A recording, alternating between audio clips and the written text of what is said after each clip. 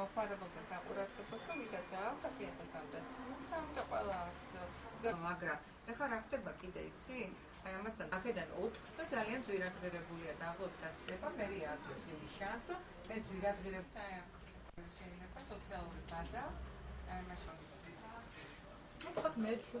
შეუძლია მიმართოს ინფექციურ საავადმყოფოს, სადაც აი ქულებსაც იპოვიან და შესაბამის შემთხვევაში თუ აქვს 100.000-მდე ქულა და არის 18-დან 60-მდე ასაკში ჩდება, ჩაუტარებენ ამ დიაგნოსტიკურ კვლევას, რომელიც არის დაუჩვენო რომ არის ძალიან ძვირადღირებული. ფასოდ ჩაუტარდებათ ყველაფერი და შემდეგ, იმიტომ რომ დროული აღმოჩენა და დროული გამოვლენა, ეგ პრევენციული ზომა არის მთავარი და უკვე 90%-მდე დაახლოებით უკვე გამოჯანმრთელების შანსი იძლევა.